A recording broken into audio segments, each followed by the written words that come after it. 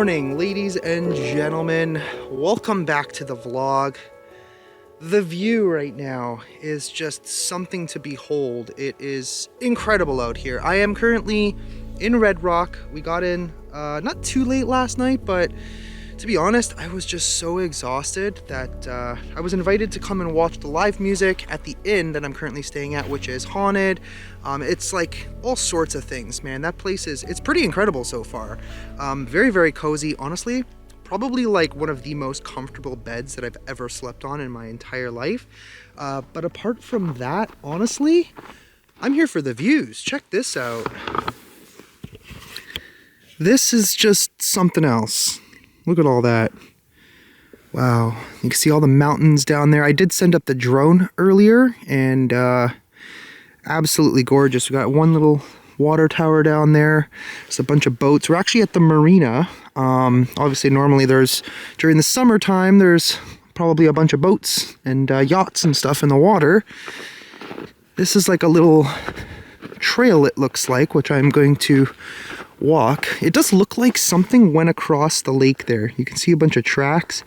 I can't tell if those are snowmobile tracks. There are like animal tracks. There's like a little bit of everything out here.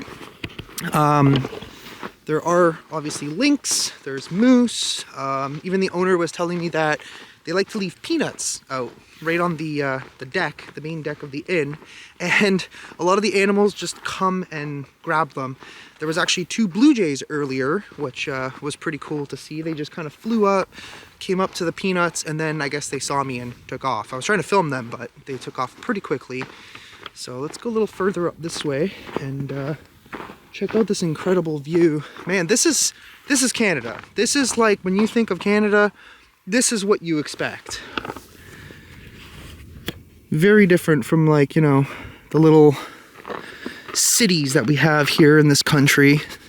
This is the Great White North. Wow. So I am kind of hoping to see some wildlife. Obviously from a distance would be nice at some point. But yeah, let's go all the way to the end over here and just kind of see. I'm probably going to go to the other side too, just to kind of see what's over there. But wowee, it definitely reminds me of when we came here a few years ago. So what's kind of cool is you can actually see the inn from here. So that's where we're staying in this tiny, tiny little town. There's not really a whole lot going on. This is kind of life up here. It's very, very quiet. Wow. But it does look like there's a picnic table over there. I'll probably walk to that and then walk back to the car, because I am thinking there's a ghost town near here. It's called Jackfish, Ontario. I'm thinking I'll probably drive out that way. It's about an hour and 45 minutes. Not too far from here. I should have enough time to go get in there. It's actually, there's like a bunch of abandoned houses, it looks like, pretty much right on the beach area, like right on the water. And it's been abandoned for a long, long time. To be honest, it might be impossible, but we are lucky because it's not too cold and there's really not a lot of snow right now. So it should be hikeable, I guess. But man, the further out we come, the better the view gets. Holy crap, check this out again, guys. Also, there's something down there. I know there used to be a mill. The mill has since been torn down. I don't know if those are like ice huts. They should have ice huts out here very, very soon, because that's what they like to do out in these here parts. Lots of fishing, of course. Oh, there is one. Look at that. There's one, a couple of them. Oh, wow. Okay. Well, looks like that's where we're going. So I could see right there. I'm wearing sunglasses, so it's kind of hard to make out myself, but there is holes right in the ice. There must have been some people fishing there. There's one hut there, and there's a bunch of people down there as well. That's probably why that big truck is parked there. To me, it kind of looks like they're just sitting there in lawn chairs, just out in the open, which is crazy because I guess people here are just so used to the way the weather is, like just how cold it actually gets here, which normally it's cold, like cold AF. So, but that's cool. So people will sit in there like for literally a day and, you know, drill a hole in the ice, pop your rods in, and drink your beer and basically wait until you catch something. I don't know. I'm imagining this is probably all frozen over too. It would actually be kind of fun to just like walk right across the lake, but I'm not too familiar with all this, so I'm probably not going to try that. But yeah, there's literally just like people right there. That's funny. I love it. It's just so different out here. The lifestyle, so different. All right, let's walk back to the car, and then I'm gonna probably swing up over there just to kind of get a different viewpoint.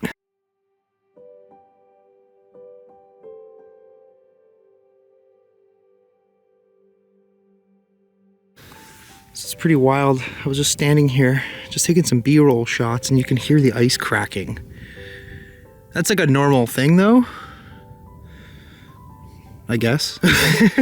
Who knows for sure. But yeah, it looks like somebody walked right across there.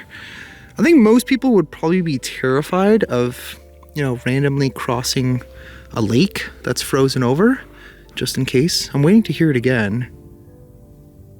Oh, there it is. Oh, that's so awesome. I don't know why, but I just love that sound.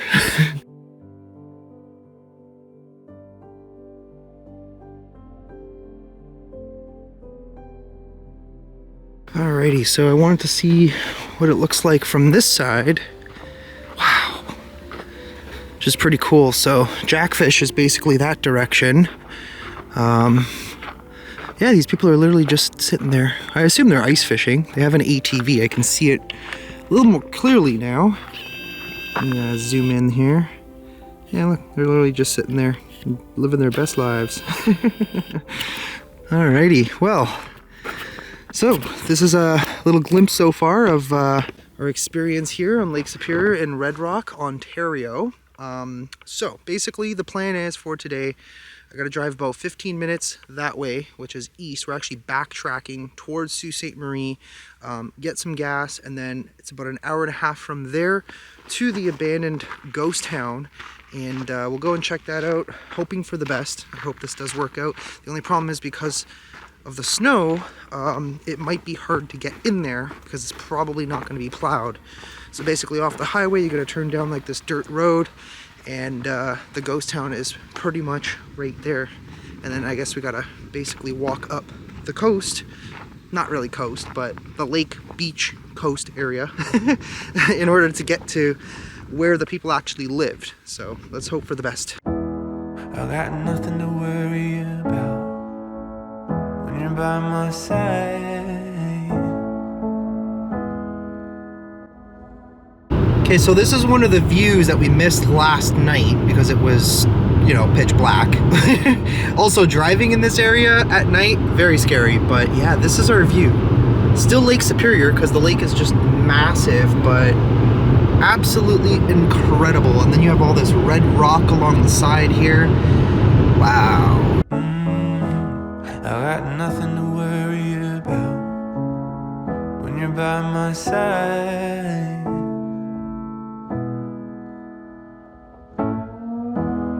I looked out and I saw the rain. So hungry, so I literally ordered everything, which meant turkey dinner. Very excited for this. Hopefully it's good.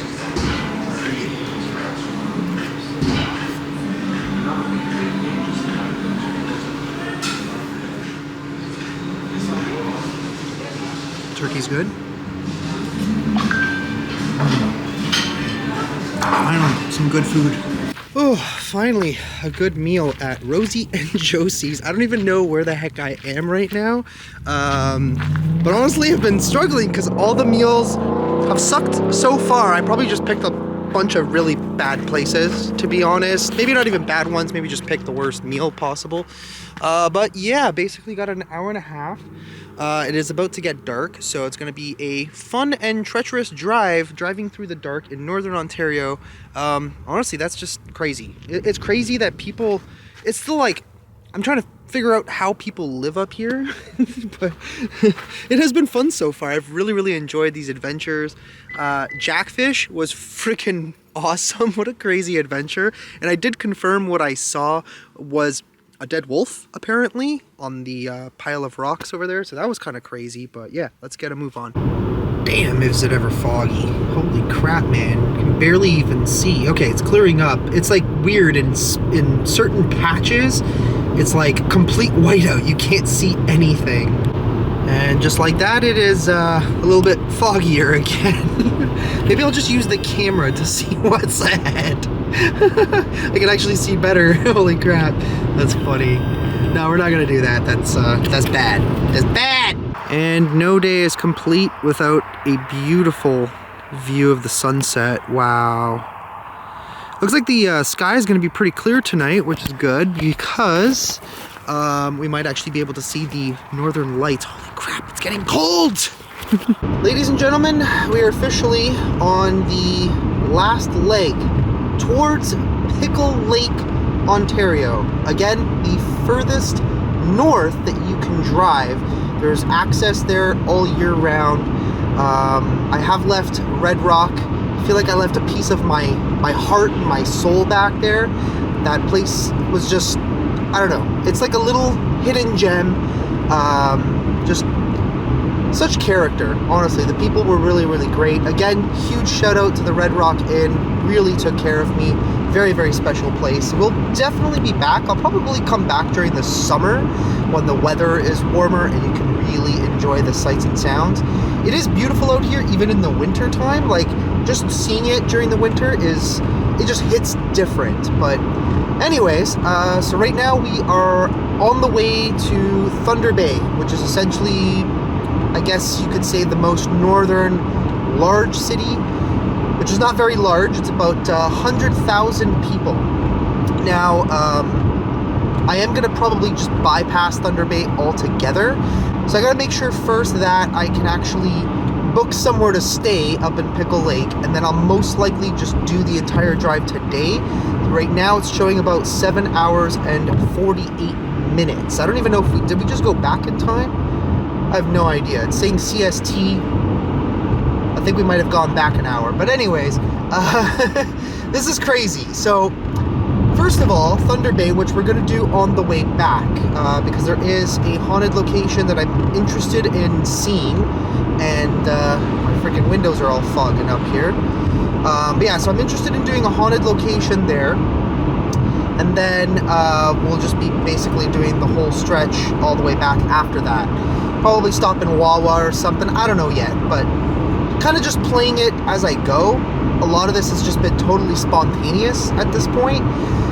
The thing about driving up to Pickle Lake, and this is crazy, this is just what I heard from a local in Red Rock, was telling me that apparently people over there like to lie in the middle of the road in order to get you to stop. Now again, I don't know how much of this is actually true. He's never witnessed this himself. I don't think he's ever even been to Pickle Lake. But even when I told the owner of Red Rock where I was going, they're like, oof, yeah, you're definitely going to see some when you go up there. Yeah, so basically what they do is they lie in the middle of the road in order to get you to stop your car. And then you're basically ambushed at that point by a group of people. He said they do it in order to beat you up. I don't know if they like rob you or whatever it is, but let's just hope that we can avoid that situation altogether. I will have my camera handy, ready to document anything crazy we might see, whether it's people lying in the middle of the road. Again, I don't know if any of that is true. I don't know, like, why would they do that? I have no idea of anything about this. It's crazy. But one thing I do know about a lot of these northern towns and cities, if you will, is that a lot of them rely on mining. They rely on mills. Right now what's very popular is obviously lithium. And I don't know, there's just a lot of like weirdness that kind of goes along with the businesses up here. Everything so far is very community based. Everybody's very well connected to each other. Everyone knows each other, which is great. Yeah, that's just kind of my thoughts so far. And And it's funny too because a lot of the small towns, so for example Red Rock, everyone you talk to refers to everything being in a town called Nipigon, which is like basically where I guess all the small businesses are, restaurants, gas, groceries, things like that. So a lot of the small towns rely on the other towns, you know, for help and obviously, you know, supplies and things like that. But yeah, anyways, we got probably a good 50 minutes to Thunder Bay. Gonna make a pit stop there, grab a couple of things that I think I might need, because honestly in Pickle Lake, probably not going to be too much out there. There's probably no grocery stores or anything like that. There's very few hotels, motels, even going up that way. And yeah, I just kind of want to be as prepared as I possibly can. But yeah, so far I have a little bit of an idea of what to expect. Hopefully, like I said, that doesn't happen. Maybe that was just happening at one period of time. There was apparently another story about some locals derailing a train or something along those lines in order to steal the lumber.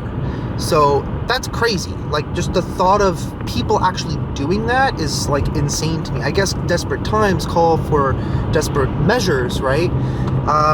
Yeah, but we got a long drive ahead of us, and I'll keep you guys updated along the way. All right, guys, so we are just on the outskirts of Thunder Bay, and I wanted to stop and see something because I felt like it was very important. So I'm gonna show you guys what it is once we get up this road. So I wanted to stop for a second. Damn, it's pretty chilly today, but I wanted to stop for a second because there is a scenic lookout over here, and it already looks really, really nice. But there's something more important here.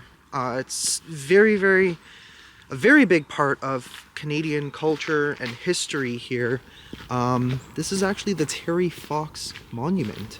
Now, some of you may not know who Terry Fox was, but this guy was a hero, a Canadian hero, just, you know, a normal citizen, lost his leg to cancer, and essentially decided he was going to run across the country from coast to coast in order to raise money for cancer.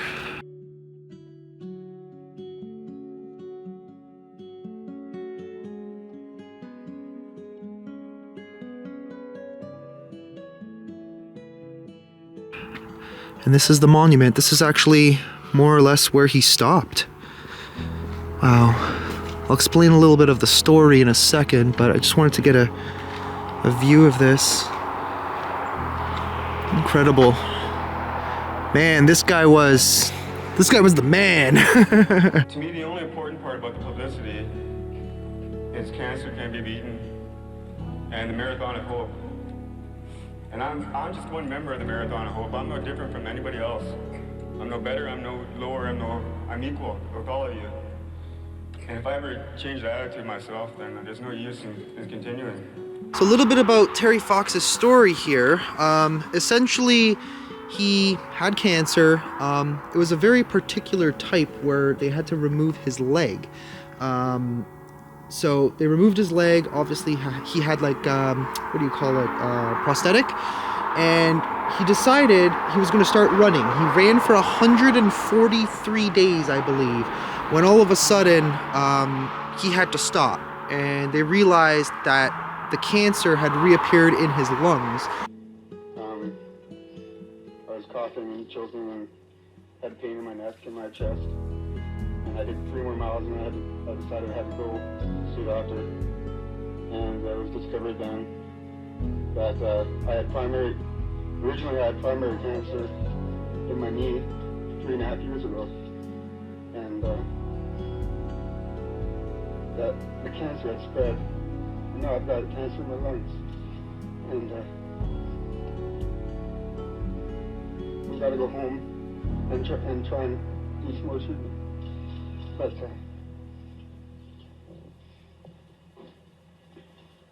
all I can say is if there's any way I can get out there again and finish it, I will. This guy created a foundation just based on an idea, and it's just kind of like an idea of greatness, really. Like, he did an amazing thing, and it was very unfortunate that he had to stop, but his organization has raised millions and millions of dollars over the years for cancer research to try and, get rid of cancer altogether. And it was just something that always impacted me. I remember being a kid in school and we would do our Terry Fox run, and most people would just like walk, but you could run, you could do whatever you want. But it was just kind of like a symbolic thing to remember an incredible piece of Canadian history. So I don't know, I just thought it was really, really cool. I thought it was actually going to be more in town, and I'm like, oh, Terry Fox Scenic Lookout, and I searched on Google and I'm like, where did Terry Fox stop? And it said on the outside of Thunder Bay. So this is more or less where he would have stopped. What he did was he would run literally along the side of the highway for days. Like, obviously he would stop along the way, take breaks, but yeah, he ran pretty much like every single day. The dude was like a badass, like crazy. So yeah, that's the Terry Fox Monument. Pretty incredible.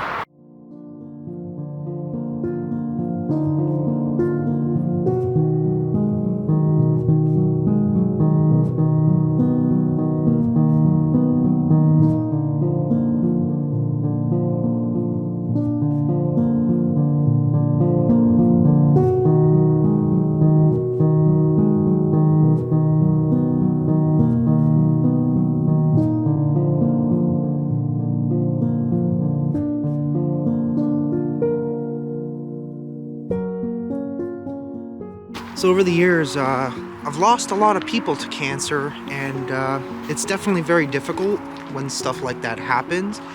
But just the fact that this guy was willing to do something like that just to help other people, fight back against this evil disease, it's terrible, man. It's awful watching people pass away from that illness. Even right where I was in Red Rock, I felt like I became so connected to the people there. And it was so unfortunate too, because the owner's wife has stage 4 pancreatic cancer, pretty much like on the verge of passing just about any minute now. And it was really sad. You can see just how sad he was and how heartbreaking it was, and difficult for everybody there, but they're all trying to stick together and pull through. Yeah, man, it's a horrible thing, but a lot of respect to Terry Fox, that's for sure.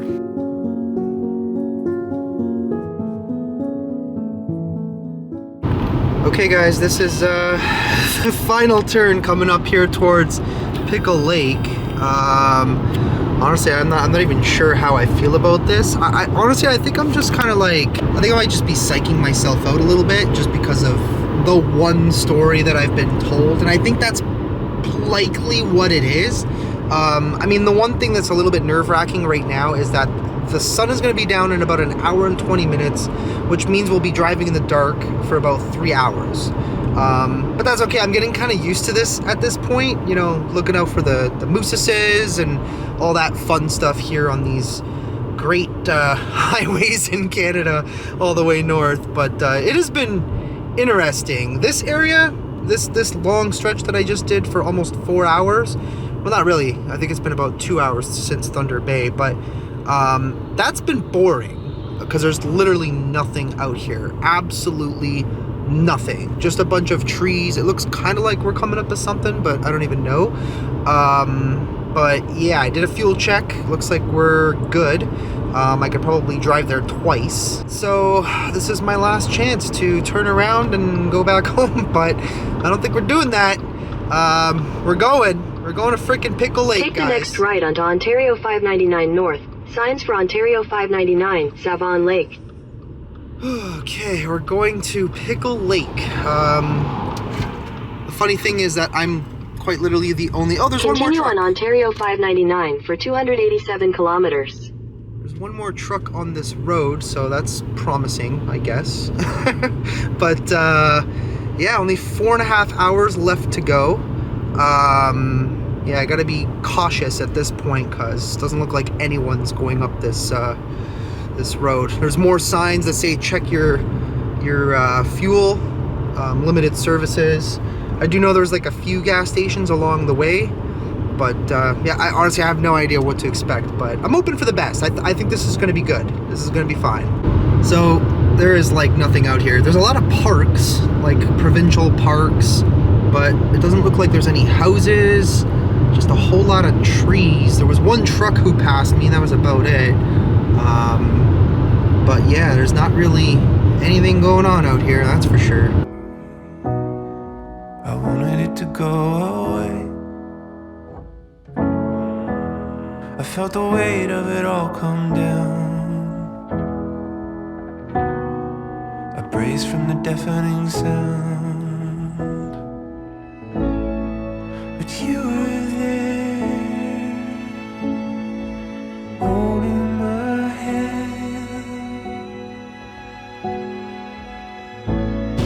Well, looks like the weather is turning. I'm still 161 kilometers away, so hopefully it doesn't get too bad. Damn, it was not even supposed, there was nothing in the forecast showing snow, and then just out of nowhere we got this. It's not so bad yet, so it's not really a problem, but if something jumps out, that might be a problem. So far, not much of a sign of civilization out here. There's not many people, a few cars here and there going this way. Haven't really seen anybody going that way in the direction that I'm heading in. A few lumber trucks. That is pretty much it. There's nothing out here. I've been driving for about 2.5 hours since I turned onto this road, or highway if you will. There's no cell phone service the entire way so far. Like, not even a bar. I tried sending my friends a video of something, just kind of what it looks like out here. Nothing. It wouldn't even send. So no cell phone service. There's no internet. I saw a sign there that said no fuel for 165 kilometers, which is fine because I have plenty left. I could probably drive like 450 kilometers at this point. I'm very grateful that this car is amazing on gas. So, and I'm purposely just kind of babying it, like not really slamming the accelerator for multiple reasons, because if a moose ends up in the middle of the road, you may or may not see it, obviously, and that's going to be a problem. And the other reason is because you don't want to run out of gas, and the more you hit the accelerator, the more fuel you're going to use. So got to try and, you know, be nice and easy with it. But yeah, I'll update you if we see anything, I guess. It literally doesn't look like there's anything out here at all.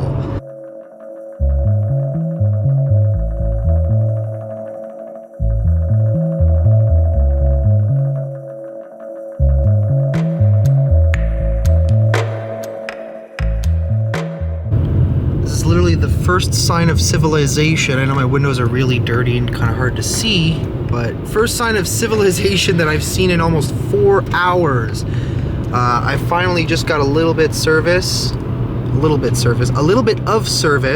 very, very little, but we're almost there, like maybe half an hour. Looks like we're finally coming up to things. There's a couple like buildings, few houses back there. I think we're actually on the reserve right now, or maybe coming into it, I have no idea, but should be something coming up here too, I think. Alright, well, we're definitely on the reserve now, it looks like. There's like one of the buildings. Some other stuff over here.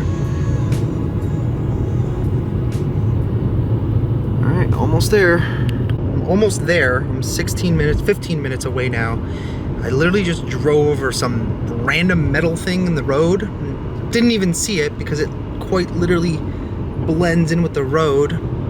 I don't know what the hell that was, but there better not be anybody trying to sabotage my car. Either way, I'm not stopping. Even if I get a flat tire, I'm not stopping. That is a very bad idea. So yeah, we're just gonna have to hope for the best at this point, because I'm not even gonna get out of the car to check right now. I'm just gonna keep going. Wish me luck, guys. Okay, so we're like pretty much here, 6 minutes away. That I think is an airport. I see green lights in the sky. I don't know if that's showing up well on camera, but I think that might be the northern lights, possibly. You do see them up here. It is pretty cloudy though, so I'm not sure if we'll be able to actually see them properly tonight at all. But oh man, finally made it to Pickle Lake. Holy moly, what a drive. Well, we made it. The hotel is just up this way. Be there in like about 1 minute.